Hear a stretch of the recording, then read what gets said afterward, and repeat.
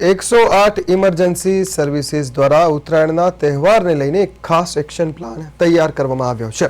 CEO Jaswant પ્રજાપતિએ જણાવ્યું કે સામાન્ય દિવસોમાં 4400 ઇમરજન્સીના કેસ નોંધાય છે, જ્યારે ઉત્તરાયણ પર આ સંખ્યા 35% જેટલી વધી શકે છે।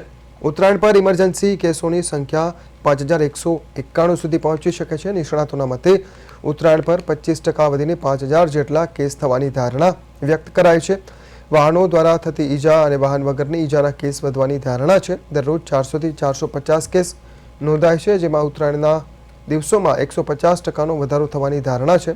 મોટાભાગના અકસ્માતોમાં દોરી વાગવાથી ગળું કપાવવું, ધાબા પરથી પડી જવું તેમજ મારામારીના હુમલાનો પણ સમાવેશ થાય છે।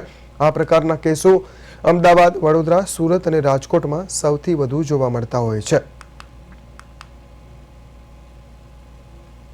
પશુ અને પક્ષી બંનેને ઈજાઓ થવા પામે છે, પણ સામાન્ય દિવસોમાં પક્ષીઓને ઈજાના બહુ જ ઓછા કેસીસ આવે છે।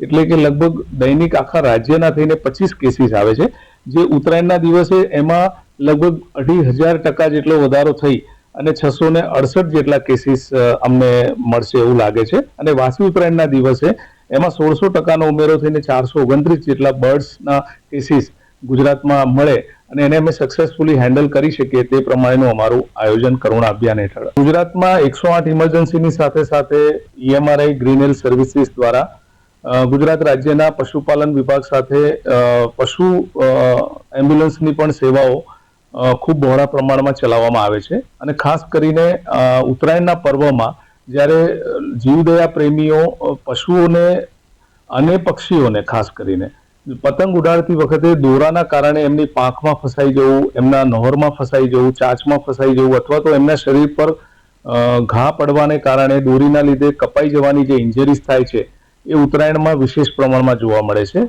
આમ સામાન્ય દિવસોમાં આ પ્રકારની ઇમરજન્સી જવલ્લે જ જોવા મળે છે અથવા તો ક્યારેય જોવા મળતી નથી।